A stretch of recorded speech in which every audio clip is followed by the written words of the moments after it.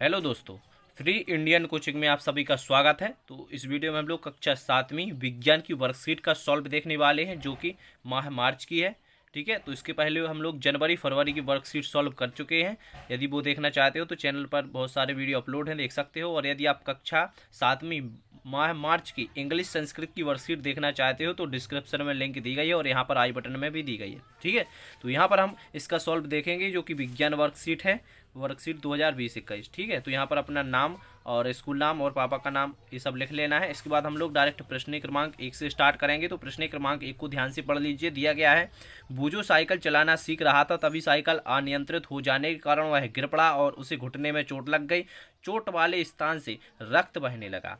कुछ समय बाद उसने देखा कि रक्त का बहना अपने आप रुक गया और चोट वाले स्थान पर गहरे गहरे लाल रंग का एक थक्का जम गया। बूझो यह देखकर आश्चर्यचकित है। बूझो के कुछ प्रश्नों के उत्तर दीजिए।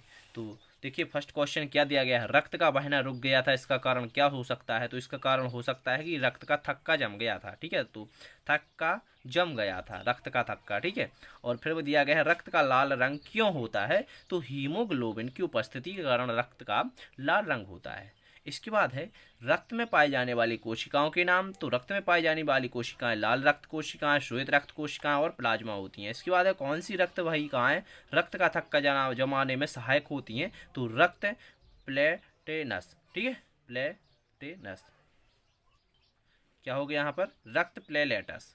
इसके बाद प्रश्न क्रमांक 2 में देखिए, यहाँ पर कुछ परिपथ दिए गए हैं, जैसे कि विद्युत बल्ब, विद्युत सेल, इस प्रकार यहाँ पर बहुत सारे परिपथ दिए गए। इनकी सहायता से आपको यहाँ पर देखिए, उपरोक्त चित्र में विद्युत परिपथ के कुछ अवयवों के प्रतीक दिए गए हैं। प्रतीकों की सहायता से बंद विद्युत परिपथ तथा खुला विद्युत परिपथ आरेख खींचना है यहाँ पर। तो देखिए, ये रहा आपका बंद विद्युत परिपथ। ठीक है, तो इसका नामांकित भी कर लीजिए, साथ में अपनी वर्कशीट में से बना लीजिए। और इसके बाद है खुला विद्युत आरेख, तो ये भी देख लीजिए। देखिए, यहाँ पर इस प्रकार बनाने थे, तो आप इस स्क्रीनशॉट भी साथ में ले सकते हो। इसके बाद देखते हैं प्रश्न क्रमांक 3। तो प्रश्न क्रमांक 3 में दिया गया है, अवतल तथा उत्तल दर्पणों का एक एक उपयोग लिखिए। तो अवतल दर्पण का उपयोग यहाँ पर दिया गया है, दंत विशेषज्ञों द्वारा अवतल दर्पण का उपयोग दांतों का बड़ा प्रतिबिंब देखने के लिए किया जाता है। और उत्तल दर्पण ट्रकों, बसों तथा कारों में ड्राइवर के सीट के पीछे उत्तल दर्पण का उपयोग करते हैं। तो ये दोनों उपयोग होगा। ठीक है, इसके पहले आप चैनल पर नए हुए तो इसे सब्सक्राइब जरूर कर लेना है, साथ में बेल आइकन भी प्रेस कर लेना है, क्योंकि अभी कक्षा 7वीं के सामाजिक विज्ञान का पेपर भी आने वाला है, तो जिसकी नोटिफिकेशन आपके पास जल्द ही पहुंच जाएगी। ठीक है, और इस वीडियो के डिस्क्रिप्शन में लिंक दी गई, तो उस पर क्लिक करके आप कक्षा 7वीं की सभी वीडियो देख सकते हो। तो यहाँ पर देखिए, चाल, दूरी तथा समय में संबंध बताना था। तो चाल बराबर तय की गई दूरी बटे समय होता है, या फिर आप डायरेक्ट शॉर्ट करके लिख सकते हो, चाल बराबर दूरी बटे समय। दोनों में से आप एक लिख लीजिए, कोई भी। ठीक है, इसके बाद देखिए, यदि आप अपने घर की दीवार के सामने खड़े हैं तो प्रतिबिंब कैसा बनेगा, ये बताना है यहाँ पर। तो देखिए, प्रकाश की उपस्थिति में दीवार में प्रतिबिंब प्रतीत होता है, तो प्रतीत होगा। ठीक है, इसके बाद देखिए, यानी कि दिखाई देगा। और कांच के 3 गिलास लीजिए, एक जिसमें साधारण पानी होगा, एक गुनगुना पानी होगा, एक में ठंडा पानी होगा। तो तीनों को लीजिए, तीनों में आपको क्या करना है, कुछ टुकड़े डालकर 5 मिनट बाद तीनों गिलासों को हुए परिवर्तन को लिखना है। तो यहाँ देखिए, साधारण पानी की अपेक्षा गुनगुने पानी में फ़र्क जल्दी पिघल जाएगी, यानी कि बर्फ़ डालकर बताना है। यहाँ पर बर्फ़ लिखा हुआ है, तो यहाँ पर देखिए, साधारण पानी की अपेक्षा गुनगुने पानी में बर्फ़ है जो वो जल्दी पिघल जाएगी, और ठंडे पानी में बर्फ़ देर से पिघलेगी, क्योंकि ठंडे पानी में गिलास के चारों ओर भाप जम जाएगी। तो इस प्रकार इसके आंसर देने थे। इसके बाद प्रश्न क्रमांक 4 को देख लीजिए, जिसमें दिया गया है, जब हम अत्यधिक धूल भरी वायु में सांस लेते हैं तो हमें छींक क्यों आती है? तो चलिए इसका आंसर देखते हैं। जब हम अत्यधिक धूल भरी वायु में सांस लेते हैं तो ये धूल युक्त कण नाक के रोम में फंस जाते हैं, इसी वजह से हमको क्या आती है, छींक आती है। तो इसी कारण से छींक आ जाती है। इसके बाद इसका दूसरा दिया गया है, लगभग 10 सेंटीमीटर व्यास के गत्ते की एक गोलाकार आकृति लीजिए एवं आकृति में 7 बराबर खंडों में बांट लीजिए। इन खंडों में इंद्रधनुष के 7 वर्णों को पेंट कीजिए। तो आपको एक इंद्रधनुष बना देना है, जिसमें 7 रंग होंगे, और आकृति के केंद्र पर एक छोटा सा छिद्र बना देना है। उसमें पेंसिल डालकर फिरकी को तेजी से घुमाकर आपको रंग कैसा दिखाई देगा, आपको अनुभव लिखिए। तो उस अनुभव को यहाँ पर लिख दिया गया है। सिर्फ आपको क्या करना है, एक इंद्रधनुष बनाना है, जिसमें 7 रंग को बना देना है। ठीक है, तो इसको आप लिख लेना है। तो इसके बाद हम देखते हैं प्रश्न क्रमांक 5। तो प्रश्न क्रमांक 5 को देखने से पहले आप इसको जल्दी से लिख लीजिए, या फिर आप स्क्रीनशॉट भी साथ में ले सकते हैं। ठीक है, तो इसके बाद प्रश्न क्रमांक 5 देख लेते हैं, जिसमें दिया गया है, दैनिक जीवन में उदासीनीकरण के प्रक्रम को एक उदाहरण देते हुए समझा दीजिए। तो यहाँ पर क्या करना है, 3 मार्क्स का क्वेश्चन है। तो यहाँ भोजन के पाचन में सहायक होती है यह, यानी कि दैनिक जीवन में उदासीनीकरण के प्रक्रम को बताना था, तो उदासीनीकरण प्रक्रम यह भोजन के पाचन में सहायक होती है। जब आमाशय में अम्ल की मात्रा अधिक होने से अपाचन हो जाता है। कभी कभी अपाचन कष्टदायक होता है। पाचन से मुक्ति पाने के लिए MgOH2 जैसी प्रति अम्ल लेते हैं। अम्ल प्रभाव की उदासीनीकरण कर देता है। इसके बाद है दूसरा नंबर प्रश्न क्रमांक 5 का, जिसमें दिया गया है सर्दियों में ऊनी वस्त्र हमें गर्म रखते हैं, इसका कारण क्या है। तो इसका कारण बताना था। तो इसे यहाँ पर देख लीजिए आप, उन ऊष्मी मतलब कि उन ऊष्मारोधी होती हैं। ऊन है जो ऊष्मारोधी होती है।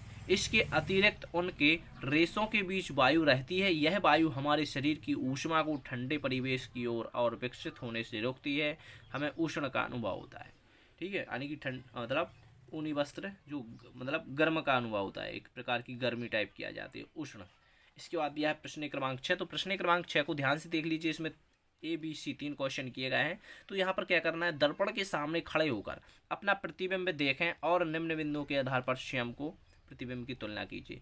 आकार के आधार पर देखना है, तो आकार के आधार पर समान आकार का होता है, सीधा दिखाई देगा। और ठीक है, और दर्पण से दूरी के आधार पर देखते हैं यदि, तो प्रतिबिंब दर्पण से उसके पीछे उतनी ही दूरी पर होता है जितना कि दर्पण बिंब की दूरी पर होगा। ठीक है, इसके बाद सी नंबर का देख लेते हैं। तो जिसमें दिया है दाएं बाएं हाथों की स्थिति के आधार पर, तो फिर क्या, तो देखिए अगर हम दायां हाथ उठाते हैं तो दर्पण में बायां दिखेगा। यदि हम बायां उठाते हैं तो दायां दिखता है, उल्टा दिखता है। ठीक है, मतलब कि यदि दायां दिखाओ तो बायां और बायां तो दायां। ठीक है, तो एक कागज पर अंग्रेजी वर्णमाला में A to Z बड़े अक्षर सभी वर्णों को लिखकर दर्पण के सामने ले जाने पर वर्णों में क्या परिवर्तन होगा। तो आपको वर्णमाला यानी कि ABCD के A से लेकर Z तक ABCD लिख देना है। फिर उसको दर्पण के सामने करोगे तो उल्टा दिखाई देगा।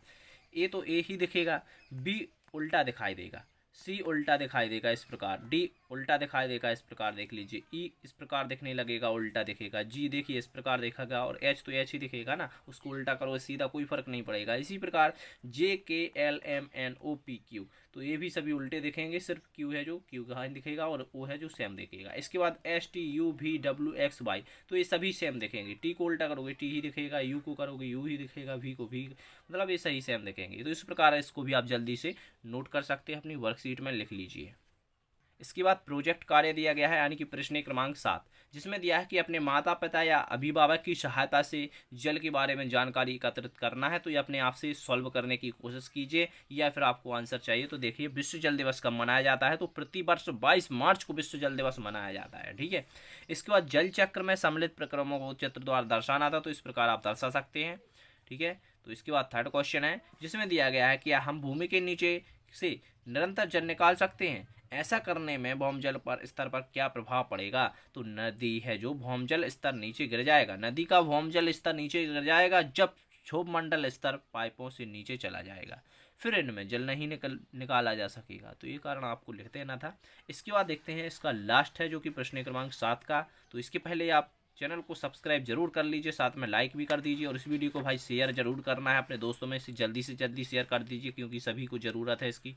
ठीक है, तो भौमजल स्तर की पुनः पूर्ति किस प्रकार होती है। तो वर्षा जल अन्य स्रोतों से जैसे नदियों और तालाबों में रिक्त स्थानों और दरारों में भर देता है, अतः इस प्रक्रम द्वारा उपयोग किए जा चुके भौमजल की पुनः पूर्ति होती है। ठीक है, तो इस प्रकार आपका कक्षा 7वीं का विज्ञान का जो पेपर है, वर्कशीट पेपर, तो इस पूरा कंप्लीट सॉल्व हुआ। आपको प्रश्न क्रमांक 1 से लेकर सभी 7 तक के सभी एकदम परफेक्ट आंसर बताए गए। ठीक है, तो इस वीडियो को यार आपको ज़्यादा से ज़्यादा अपने दोस्तों में शेयर करना है, और कक्षा 7वीं की सभी वीडियो देखने के लिए वर्कशीट के यहाँ पर देखिए एक वीडियो दिख रहा है, इस पर आप क्लिक करिए। तो इस पर आप क्लिक करेंगे तो आपको कक्षा 7वीं के सभी वीडियो मिल जाएंगे, A to Z वीडियो मिल जाएंगे कक्षा 7वीं की वर्कशीट का सॉल्व मार्च का। ठीक है, थैंक यू।